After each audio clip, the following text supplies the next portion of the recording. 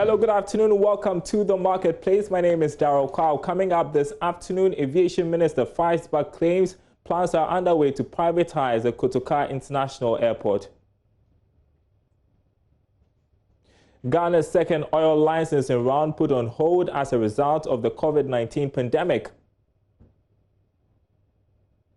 Plus, Ghana Mine Contractors Association is protesting a 500% increment in mining services permit from the Minerals Commission. We've got details of those stories and others coming up in this half hour of business news.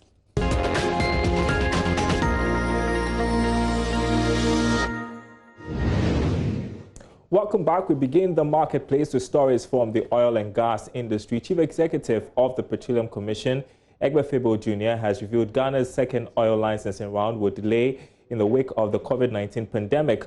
Quite a number of oil firms have expressed interest in acquiring oil blocks, but Mr. Febo Jr. says the pandemic has made plans uncertain. He was the keynote speaker at an ongoing forum to mark the 10th anniversary of the Africa Center for Energy Policy. A considerable number of after the first licensing round, 13 potential entrants, including BP, Antoil, Shell, among others, visited the data room and were awaiting the next bidding round and limited negotiation periods to acquire blocks in the sector. All of those intentions are in abeyance today as a result of the pandemic. COVID-19 is likely to delay Ghana's second licensing round as government prioritizes managing the domestic impact of the virus and waits for investment conditions to improve. Licensing rounds that proceed in the short term risk receiving fewer or no bids due to low investor confidence. Under the current circumstances, oil and gas investors will likely be reluctant to commit an exploration budget to licensing rounds in the near term due to the economically challenging conditions and uncertainties created by COVID-19. Looking further ahead, the Commission expects that licensing round activities will be subject to significant uncertainties, stemming both from the unknown length of the COVID-19 demand shock and the duration of the current excess supply. Aker Energy was expected to submit its POD in Q2 2020 and subsequently make the final investment decision to commence the project. The Pecan development is valued at 4.4 billion. It's postponed or was postponed in March 2020 as a result of the COVID-19 pandemic. The Chief Executive of the Petroleum Commission also highlighted the impact of the pandemic on projected oil revenues.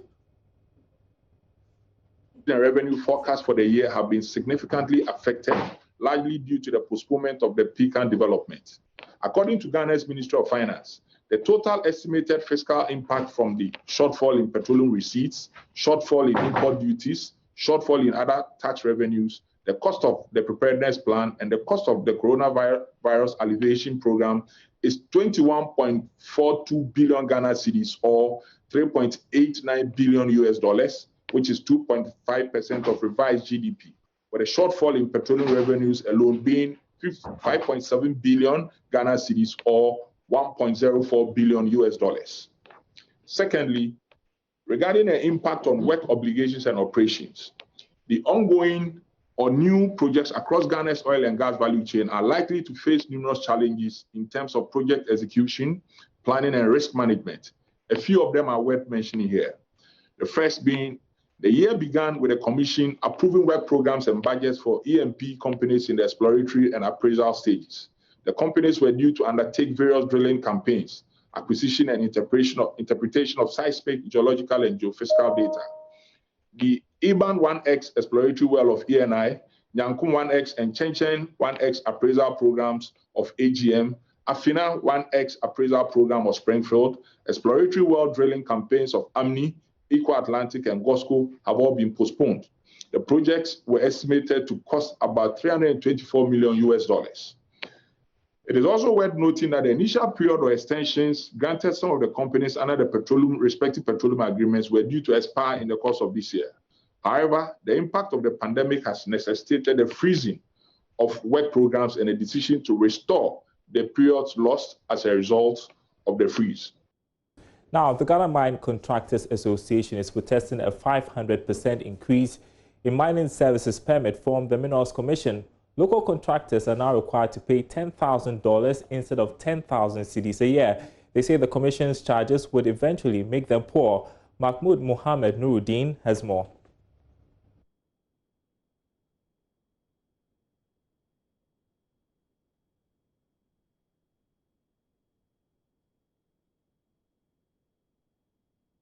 In the Class A, those in the Class A are actually expected to pay $10,000 every year. Every year, you're supposed to pay $10,000. And these are the benefits. Ladies and gentlemen, the media friends, these are the benefits. If you pay the $10,000 or the $6,000, for the category B, people pay $6,000.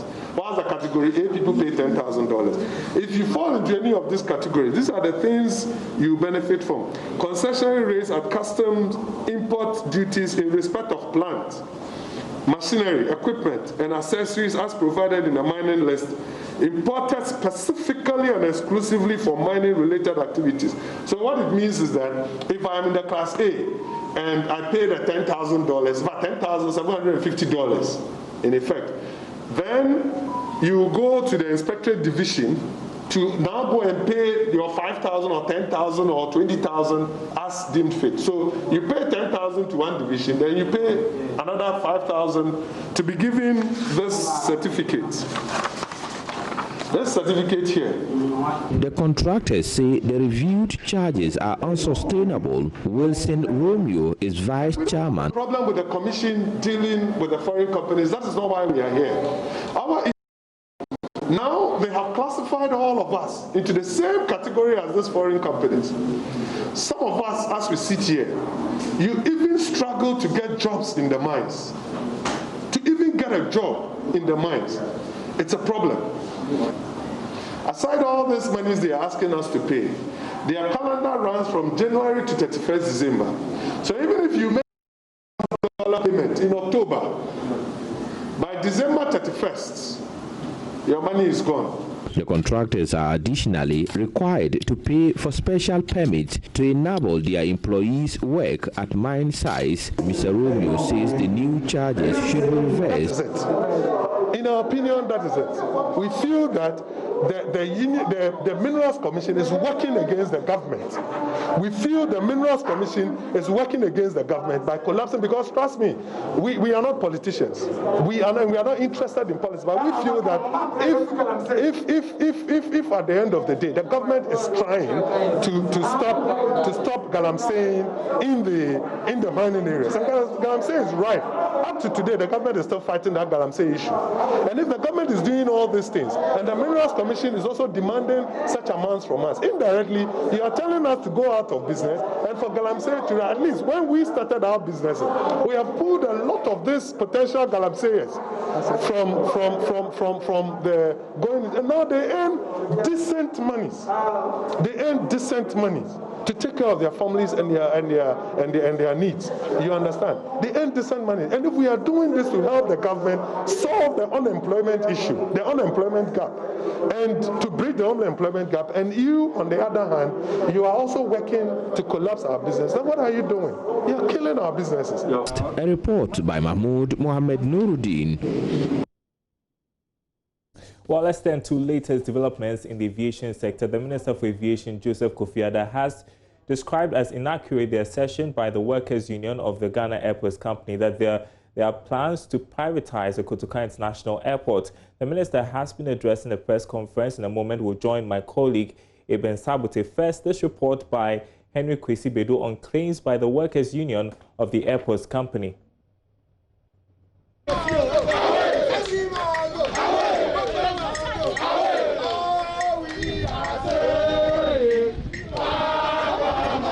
Workers from Kumasi, Tamale, and Accra chant songs expressing their displeasure over alleged plans to privatize all government airports in the country.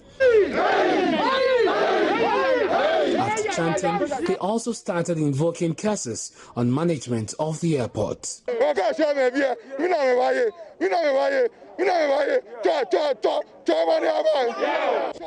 They accuse management of being in bed with the Aviation Ministry to hand over the Ghana Airports Company Limited to the Turkish investors.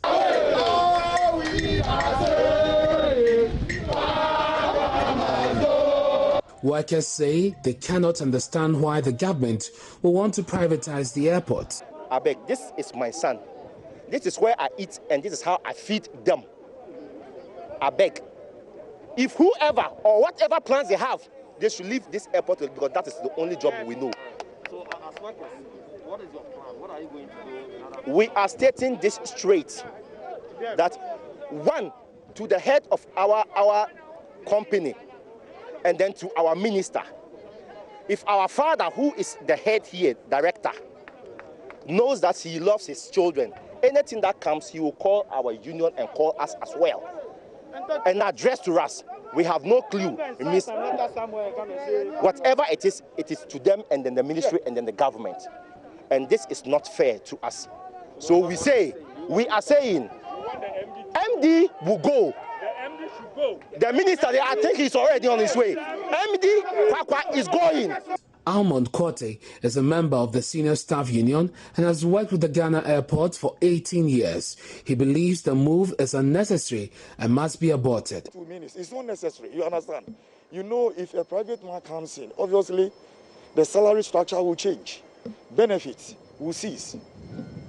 Are you getting me? So we don't need it at all. The bone of contention, yes. We don't need any partnership thing. Yes. Are you going to fight this with your last blood until... Yes, please. Not me alone, all staff, all general staff. We are very serious. Executives of the Trade Union Congress say they will meet with management to find a lasting solution to the concerns of workers, adding a Ghanaian company is capable of equally managing Ghana's airports, as it has always been the case. Bernard Ejay is General Secretary of the Public Service Workers Union of the TUC. We have heard you. We have heard you. Your executives have told us. So when we go to the negotiation, we are going to advance your position. And that position is that the airport can be run by Ghanaians, and it will be run by Ghanaians. And therefore, we will allow the process to go on. We are going to represent you as we have always done and more. Although the Aviation Ministry has denied any move to hand over Ghana's airports to foreign investors, the workers say they will fight the alleged takeover with all their strength. Henry Kwesibedu's reports for JoyNews.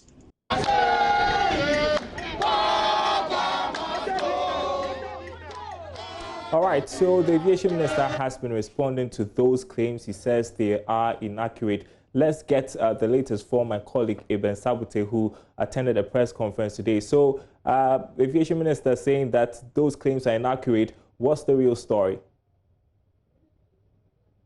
Is that a session by the workers' union yesterday that the Ghana Airports Company Limited is going to be privatized. It's not true, because when you look at the documents that they have, the strategic partner that is supposed to come from Turkey is yet to present its plans and what it will do for the airport company. So it is inaccurate to come out to say the airport is going to be privatized or it's going to be so. What he was also trying to say is that there were some who were saying that, comment that they were going to lay off some of the staff.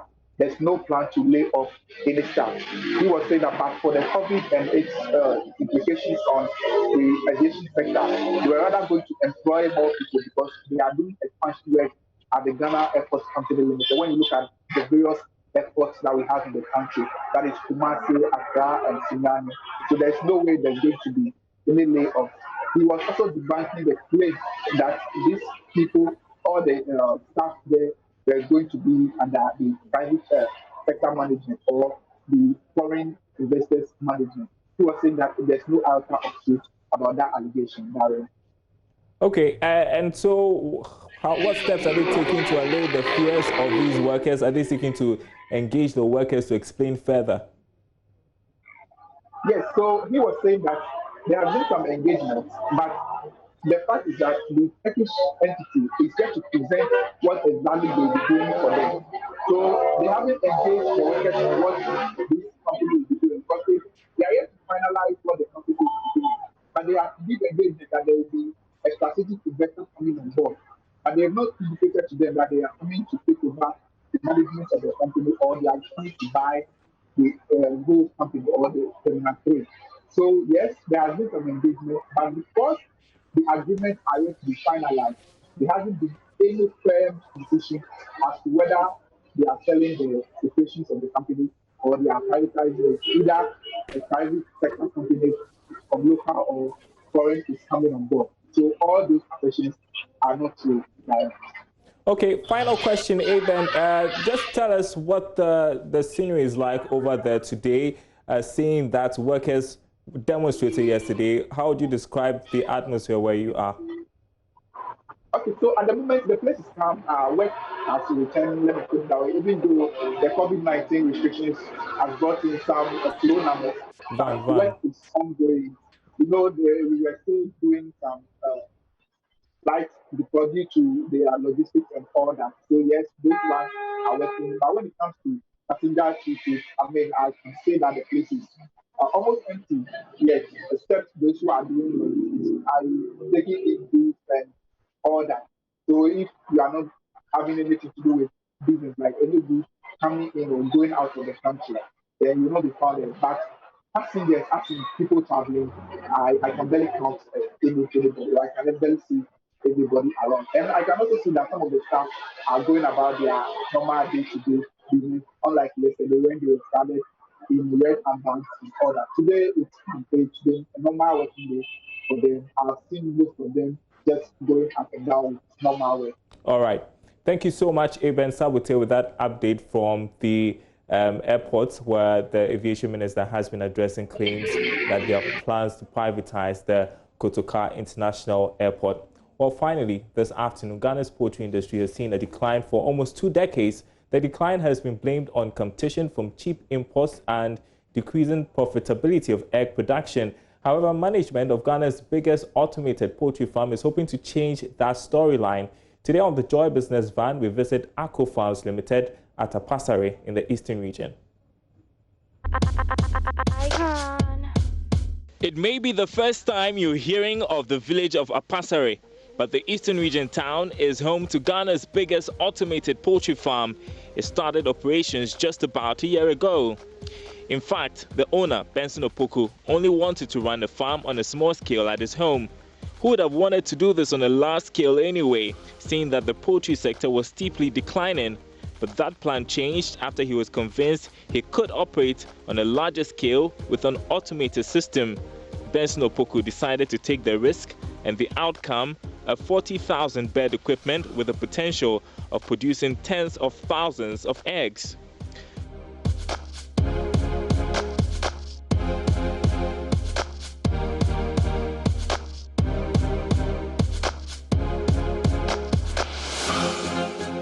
Project consultant Ben Obredu is taking me on a tour of the facility.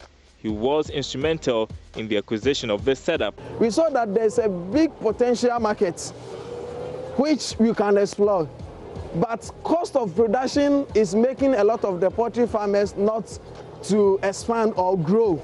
So for us, we saw that bringing in technology like this can make us produce more and thereby reducing our cost of production. What technology are we talking about? The fully automated battery cage system imported from China.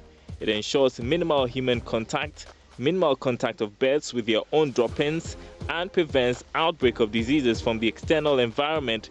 It's got a hatchery and a feed processing plant. Feeding them, you don't use our hand to feed them. Cleaning the room, the manure removal system take out. We don't give them water because of the automated water system. They drink the water themselves through the nipple. So taking care of them is so easy. You just need only 2 hands. You just need only 2 hands to take up all these birds in a day.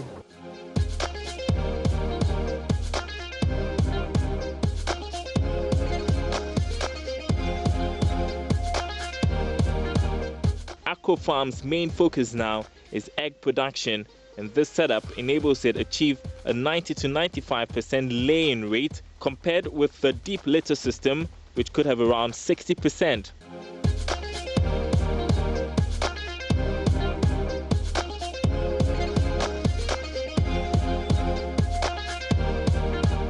The eggs are dropping, so this is the the egg collection system.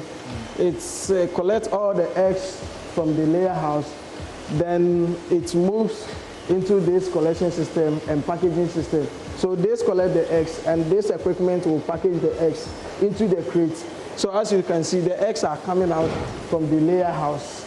Fascinating stuff, isn't it? Ben tells me every 2 hours, the egg collection system can pack over 1,000 eggs. So far, 13 million cedis has been invested in the farm, 70% self-funded and 30% from the Exim Bank under the One District, One Factory initiative. Cost of feed is probably the biggest challenge every poultry farmer faces. With the technology, we cut wastage out. So our cost of production will be reduced a bit. Then also, we are looking at getting our feed component locally. So we get the maize from the farmers, then we process it to give it to our birds. And we are looking at getting maize cheaper. Then for us to further reduce it, we are starting to plant our own maize, grow our own maize.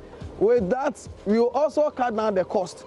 So when you put all this with a good management system, we will be able to produce at a lower, the cost lower. Then we will also sell our products at a good price. Looks like Agro has got it all figured out. And oh, the droppings of the birds, which are gathered separately by the system, Ben tells me, are currently being processed into manure. The manure will be used in the cultivation of maize and further cut down on the cost of purchasing feed. Meanwhile, the farm is undergoing expansion.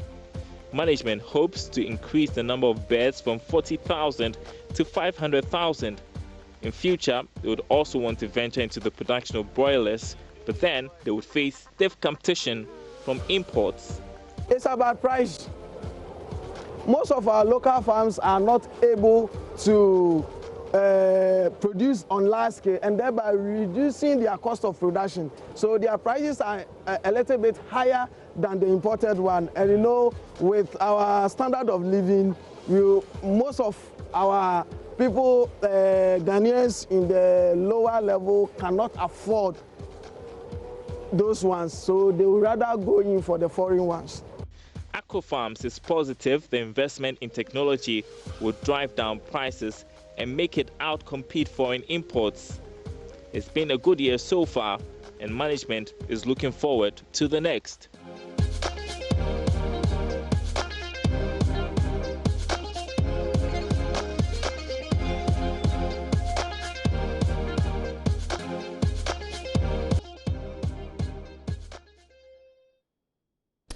And that's the marketplace.